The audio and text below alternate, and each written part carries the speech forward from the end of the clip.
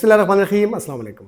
हाथों और पाँव का सुन्न होना, नमनेस, टिंगलिंग सेंसेशन, सुइयाँ चुभना या सो जाना एक बहुत ही ज़्यादा कॉमन प्रॉब्लम है। अक्सर लोग इस प्रॉब्लम का शिकार हैं। ज़्यादातर लोग अपनी लाइफ में कम से कम एक मरतबा इस प्रॉब्लम को फेस ज़रूर करते हैं। आपने देखा होगा कि कुछ लोग कहते हैं कि मेरे दोनों हाथ सुन्न हो रहे हैं, मेरा बाजू सो गया है, मेरी टांग सो गई है, सुइयाँ चुभ रही हैं, मेरे हाथों की उँगलियां जो है वो सो जाती हैं, मेरे पाँव के तलवे सो जाते हैं, बर्निंग सेंसेशन, ये प्रॉब्लम्स होती हैं। आज की वीडियो में हम समझेंगे कि कौन सी ऐसी बड़ी वजूहात हैं जिनकी वजह से हाथ और पाँव सुन्न हो सकते हैं। मैं लास्ट में आपको कुछ आसान से टेक्निक, इलाज बताऊंगा जो कि आप घर में परफॉर्म करके इस प्रॉब्लम से छुटकारा हासिल कर सकते हैं। तो चलिए वजूहात शुरू करते हैं। इसमें जो सबसे पहले और बड़ी वजह है वो है नर्व पे दबाव। नर्व क्या है?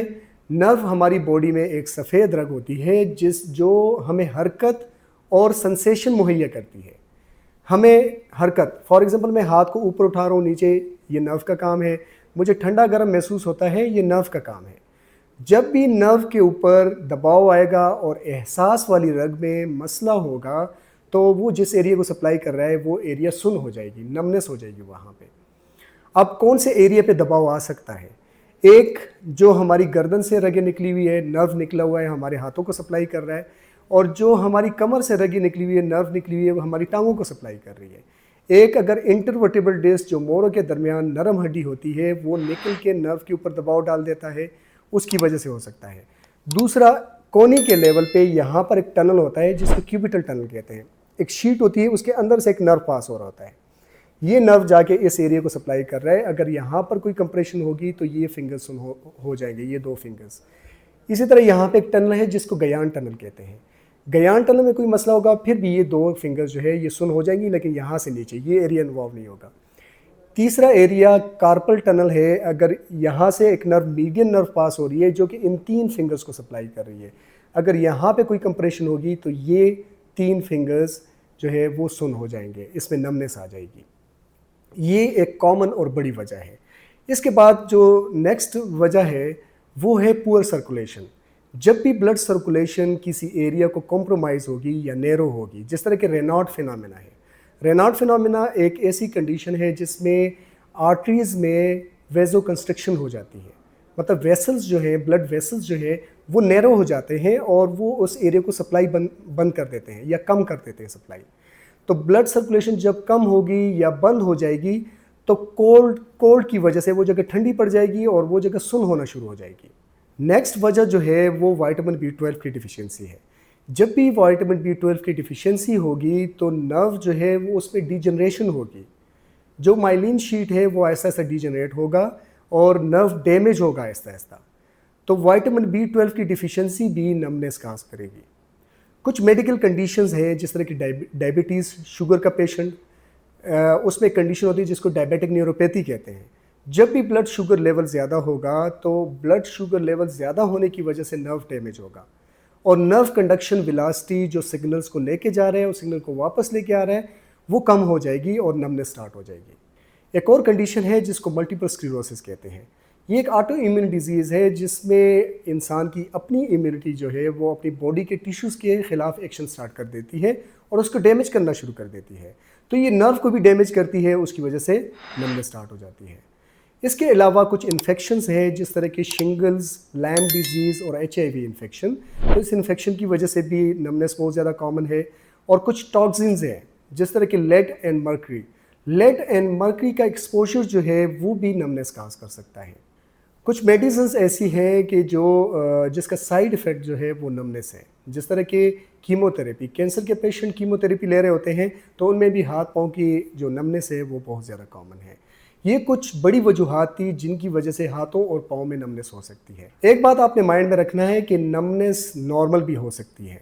जैसे कि हम रात को ऐसे पोस्चर में लेट जाए जैसे हमारा हाथ हमारी बॉडी के नीचे आ जाए या हमारे सर के नीचे आ जाए। ज़रा टाइम के लिए एक पोजीशन में रहने से नर्व के ऊपर हमारी बॉडी का दबाव आ जाता है और टेम्परली नर्व के ऊपर दबाव होता है और सुन्न होना शुरू हो जाता है। जब हम बैठते हैं उस नर्व को रिलीज़ करते हैं तो वो सिम्टम्स ख़त्म हो जाते हैं। इसके साथ साथ हम किसी सर्टन पोजीशन में बैठ जाते हैं, पाँव के ऊपर पाँव रख के या चौकड़ी मार के कुछ लोग बैठ जाते हैं, कोई काम करते हैं ज़मीन पे, तो उससे भी पाँव सुन्न हो जाता है, तो वो टेम्पररी सुन्न होता है, उसके बाद ठीक हो जाता है। या कुछ लोग एंग्जाइटी का शिकार होते हैं और बहुत ज़्यादा सेंसिटिव लोग, अगर वो एंग्शियस सिचुएशन में या घबराहट उन पे आ जाती है तो उस टाइम पे उनके हाथ पाँव सुन्न हो सकते हैं, जो कि टेम्परेरी होता है, उसके बाद रिलीज़ हो जाता है। तो इन कंडीशंस के लिए आपने कोई भी टेंशन लेने की ज़रूरत नहीं है, इसको हम नॉर्मल कंसिडर करते हैं, ये हर बंदे के साथ हो सकता है।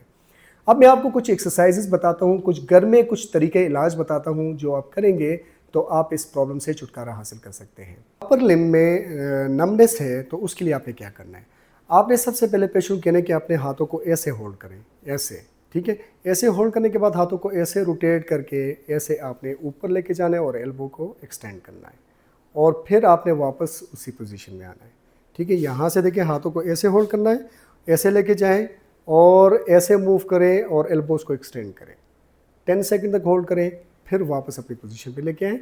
10 टाइम आपने ये एक्सरसाइज करनी है। फिर आपने पेशेंट करना है, हाथों को ऐसे करें, नीचे लेके जाएं, फिर वापस, नीचे लेके जाएं, फिर वापस। 10 रिपीटिशन करने के बाद रिलैक्स छोड़ दें, फिर 10 रिपीटिशन करने के बाद रिलैक्स छोड़ दें। फिर आपने पेशेंट कहना है कि अपने हाथ को ऐसे पीछे लेके जाएं, यहाँ पर शोल्डर लेवल से थोड़ा सा हाथ को ऊपर रखें और आप दूसरी साइड पे देखें या सामने देखें। दूसरी साइड पे तब देखना है जब सामने देखने में आपको कोई भी पेन ना हो, तो दूसरी साइड पे देखें और हाथ को यहाँ पर ऐसे 10 रिपीटिशन करें, फिर रिलैक्स छोड़ दें। फिर ऐसे पीछे करके 10 रिपीटिशन करें, फिर रिलैक्स छोड़ दें।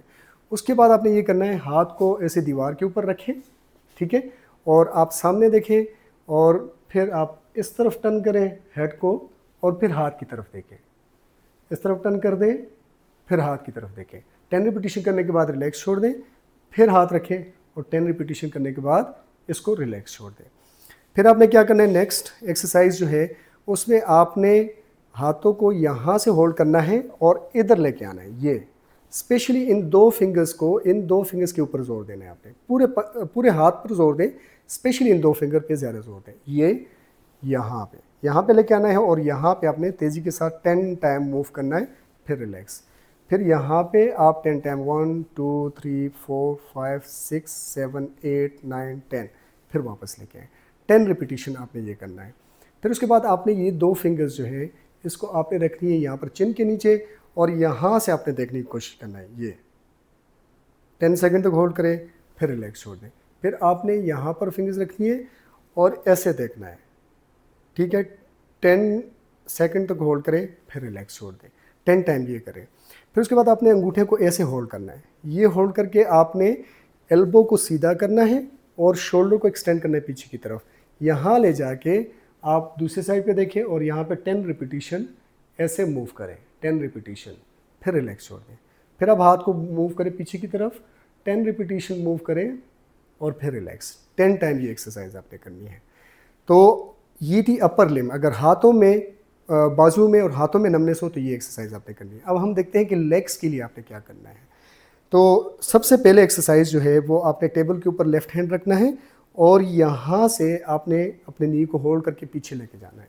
ये पीछे ले जाएं, बॉडी से, बॉडी के लेवल से पीछे लेके जाएं ऐसे, फिर बॉडी के लेवल तक लेके आएँ, फिर पीछे लेके जाएं, बॉडी के लेवल तक लेके आएँ। आपने यहाँ पर एक ख्याल करना है कि आपने बेंड नहीं होना, आपने सीधे रहना है और पीछे लेके जाएं लेग को और फिर वापस लेके आएँ, पीछे लेके जाएं, फिर वापस लेके आएँ। 10 रिपीटिशन करने के बाद फिर 10 रिपीटिशन करें 10 टाइम। फिर उसके बाद आपने ये करना है, पाँव को पीछे ले जाके, मैं ज़रा इस साइड से आपको दिखाता हूँ, पाँव को बेंड करके पीछे ले जाके यहाँ पर आपने ये करना है 10 रिपीटिशन, फिर रिलैक्स। फिर पाँव को ऊपर उठाएं, पीछे लेके जाएं, यहाँ पे आपने नी को ऐसे करना है तेज़ी के साथ और फिर रिलैक्स। तो 10 टाइम आपने ये एक्सरसाइज करनी है। फिर आपने बैठना है और दोनों पाँव को, अगर दोनों पाँव में मसला है तो दोनों पाँव रखें, अगर एक पाँव में मसला है तो आप एक पाँव आगे रखें और हाथ को पीछे बांध लें, पंजे को अपनी तरफ खींच लें और सर को नीचे करना है, फिर ऊपर देखना है, नीचे करना है, फिर ऊपर देखना है। 10 रिपीटिशन करने के बाद आप सर को नीचे कर दें और फिर पंजे को अपनी तरफ खींचे और नीचे करें, अपनी तरफ खींचे और नीचे करें। 10 रिपीटिशन करने के बाद रिलैक्स छोड़ दें। 10 टाइम रिपीट करना है पाँव के साथ और सर के साथ। फिर दोनों पाँव को सामने रखें और कोई भी चादर डाल के आपने अपने एंकल्स को अपनी तरफ खींचना है और 10 सेकंड तक इस पोजीशन को होल्ड करना है। इसके अलावा आपने शुगर कंट्रोल करना है, जो शुगर की मेडिकेशंस वगैरह है वो यूज़ करनी है। विटामिन B12 अगर कम है तो उसकी मेडिकेशन लेनी है, मल्टीविटामिन्स वगैरह लेने हैं। और उसके अलावा जो भी इश्यूज़ है जिस तरह इन्फेक्शंस, शिंगल्स वगैरह, लाइम डिजीज़ या मल्टीपल स्क्लेरोसिस, उसकी ट्रीटमेंट आपने साथ में कंटिन्यू करनी है ताकि नर्व डैमेज जो है वो कम हो जाए और नर्व की हेल्थ अच्छी रहे। मैं उम्मीद करता हूं कि आपको आज की वीडियो पसंद आई होगी। अगर वीडियो पसंद आई है तो वीडियो को लाइक करें, चैनल को सब्सक्राइब करें और ज़्यादा से ज़्यादा लोगों तक शेयर करें। मैं आपसे इजाज़त चाहूँगा। अल्लाह हाफ़िज़।